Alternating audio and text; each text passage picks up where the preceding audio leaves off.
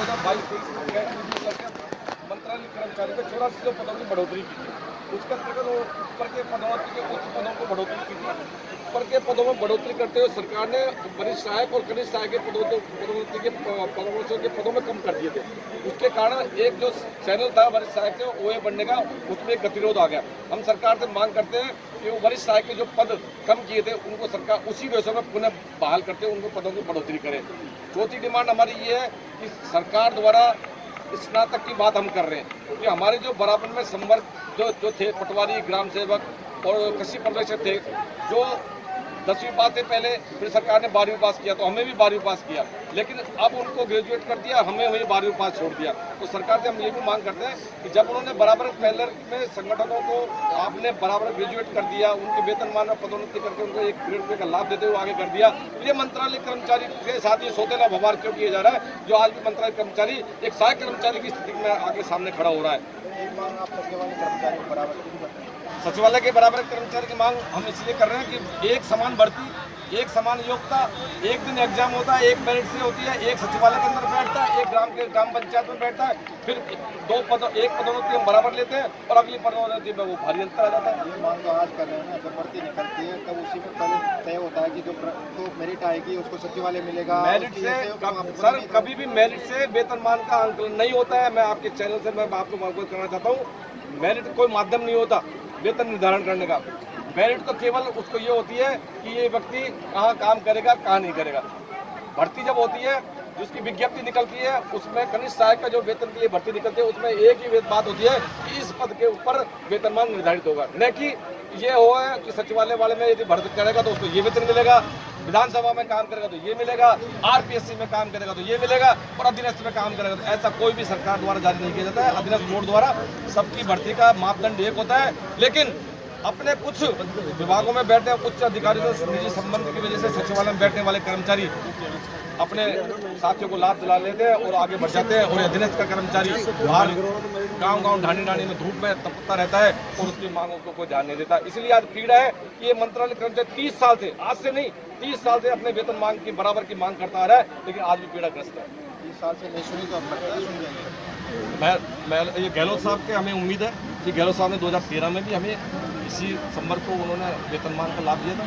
हमें पूरी आशा है, उम्मीद है, हमने इसी परिप्रेक्ष्य में ये महापड़ाव मुख्यमंत्री जी का ध्यान आकर्षण कराने के लिए किया, न कि विरोध में किया। सबसे पहले मैं आपको ये अवगत कराने चाहता हूँ, और उसी कड़ी में हमने 3 तारीख को यशस्वी मुख्यमंत्री जी का राजस्थान क्या पूरे हिंदुस्तान के इतिहास में आज तक भी किसी कर्मचारी संगठन के चलते आंदोलन के अंदर कभी भी आज तक भी किसी प्रधानमंत्री या राष्ट्रपति या कोई मुख्यमंत्री आज तक कभी भी कोई जन्मदिन नहीं मनाया, लेकिन ये मंत्रालय कर्मचारी ने राजस्थान के यशस्वी मुख्यमंत्री का 3 मई को इसी महापड़ाव स्थल पर 1072 यूनिट ब्लड डोनेट करके हमने उनकी मांगों की ओर हमारा मांग ध्यान आकर्षित करा है।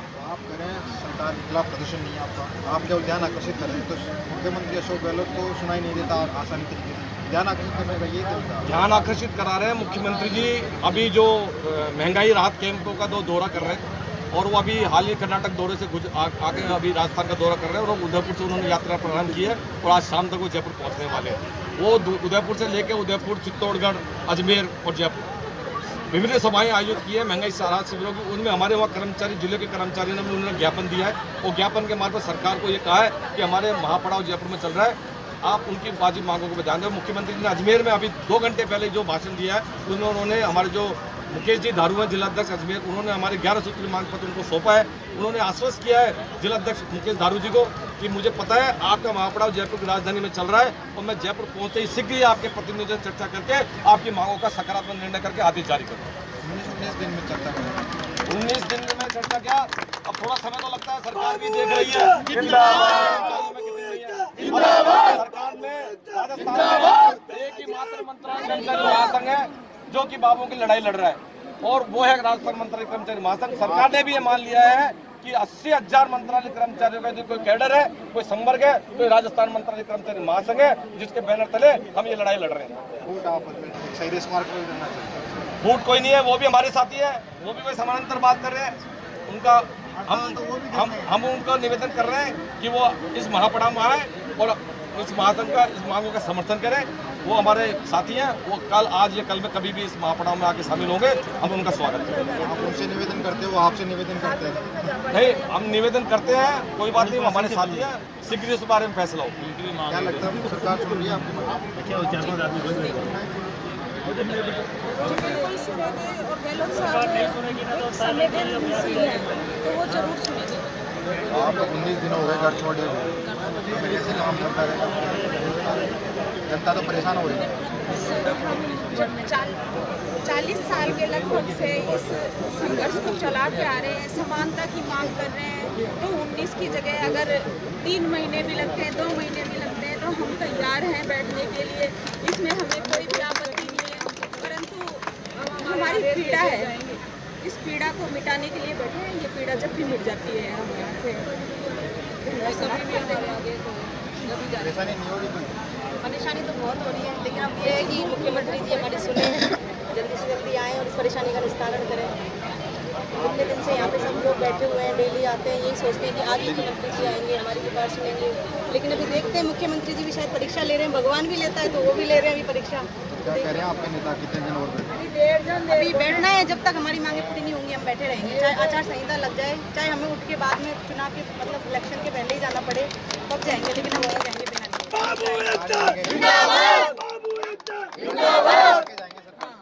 मुख्य मांगे तो एटलीस्ट हमारी मनवा के ही जाएंगे। हमारे साथ और भी कुछ कर्मचारी नेता, उनसे बातचीत करते हैं। क्या लग रहा है? राज्य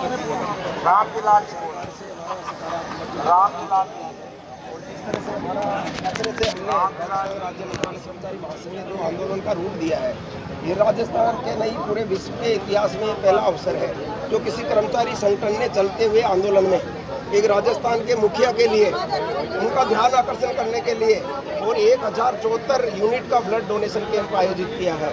तो निश्चित रूप से हमें आसान्वित है। अब हमारा और सरकार का रिश्ता हमने जो कायम किया है, सरकार और मंत्रालय कर्मचारियों के बीच में जो हमने रिश्ता कायम किया है, उनका रिश्ता कायम किया है, निश्चित रूप से हमारी गहलोत साहब मांग मानेंगे।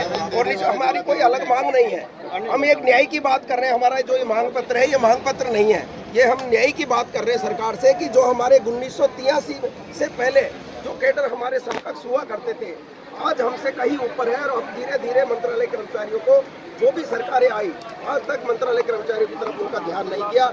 इसलिए मंत्रालय कर्मचारियों को कोई हड़ताल करने का शौक नहीं है, ये मजबूर होके हमें महापड़ाव डालना पड़ा है। और हम सरकार से निवेदन करना चाहते हैं, राजस्थान के मुख्यमंत्री माननीय अशोक गहलोत जी से निवेदन करना चाहते हैं कि 2013 में भी हमारी जो कैडर का थोड़ा बहुत आपने दिया था, और जब बचा हुआ है हमें इस महापड़ाव में आके और हमारी घोषणा करें। निश्चित रूप से ये मंत्रालय कर्मचारी आपके कंधे से कंधा मिला के साथ हैं।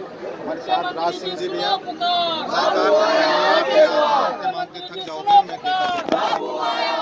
आपकी मांगे क्या ठीक नहीं है कि आप मांग रहे हो सरकार देना नहीं? हमारी मांग तो ठीक है, हम 50 साल से बिगड़ रहे हैं, तो हमारी मांग गलत क्यों हो सकती है? मांग तो सही है।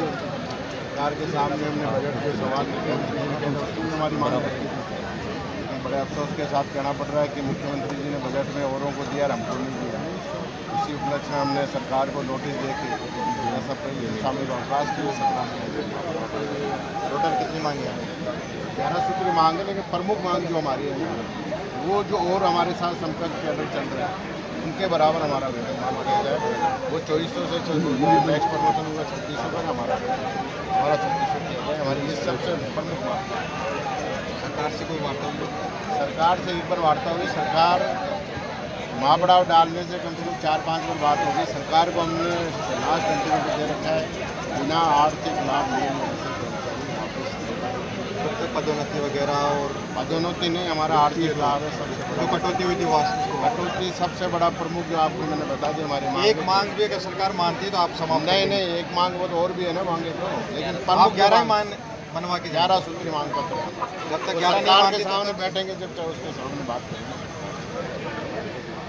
लगता है सरकार बिल्कुल 100% सरकार मानेगी, हम गलत नहीं मानते। लेकिन आप आपस में उलझे हुए हैं ना, आप यहाँ दे रहे हैं मंत्रालय के शहीद स्मारक तो आपको पता होगा यहाँ कौन दे रहा है, वहाँ कौन दे रहा है, आपके सामने बैठे हैं। संख्या कहाँ है? लेकिन सीएम साहब ने कोई भी सीएम साहब ने ये कहा था कि आपके सीएम साहब ने ये कहा था सीएम साहब ने कि सारे जितने कम से कम 100-150 संगठन, 100-150 संगठन, पार्टियाँ एक नहीं सकती कि संगठन हो सकते। लेकिन आपकी जो मांगे हैं जिन कर्मचारी मंत्रालय की आप उठा रहे हैं वही मंत्रालय के ऊपर कुछ मांगे सिमिलर है, तब तो कुछ मांगों को लेकर हाँ, तो हमने तो हमारे सामने उनके सामने रख दी मांग। ऐसा मुख्यमंत्री जी हमारे सब जगह ज्ञापन दे रहे हैं, वहाँ पर अभी तक ऐसा कुछ नहीं कहा किसी को कि वेतन नहीं पहुँच जाएगा। लेकिन उस दिन कर्मचारी नेता से बात हुई थी, उन्होंने कहा था कि हम सब एक थे और आप छोड़ के चले गए उनको दूसरे की। हमारा कार्यक्रम पहले से जा रहा था, एकता के लिए हमने हमारा कार्यक्रम पोस्टपोन किया था, उन्होंने चुपके से बैठे। आप जो कर्मचारी वहाँ बैठा है वो सेवानिवृत्त हो जाए, घर जाके काम करे, घर को संभाले। आज मैं सेवानिवृत्त होकर यहाँ अगर नेता की जरूरत तो मुझे अच्छा नहीं, बस यही करें। वो करें, लेकिन सीएम साहब तो मेरी बात सुनती हूँ। कर्मचारी तो यहाँ बैठा है राजस्थान के पास। आप किसी विभाग में जाके देखो, आप विभाग बंद है कि नहीं, आपको तो पता।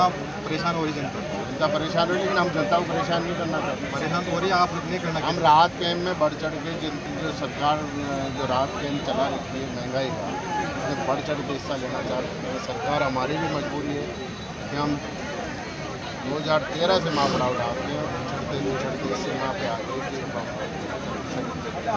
आपकी भी आखिरी लड़ाई की चुनावी साल है, सरकार दे जाएगी, नहीं तो फिर मिलने वाला नहीं। सरकार को हमने पहले से दे रखा है, सरकार दे तो शुरुआत से रखा है। सरकार ने हमसे समझौता कर रखा है, उसको भी अभी तक समझौता कर रखा है, लेकिन बीच में अब आखिरी लड़ाई है चुनाव से पहले। आपकी याद देना हो तो दे देगी, नहीं तो मुश्किल नहीं। कैसे नहीं सरकार 19 दिन तो हो गए ना आपके। हाँ, तो 19 दिन हमने 37 दिन का मापड़ा पहले डाल चुके 2013 के बाद। अब बता रहा हूँ सरकार। हाँ, तो अभी तो अब 37 दिन में भी अभी तो आज 19 दिन आखिरी साल है इस सरकार का।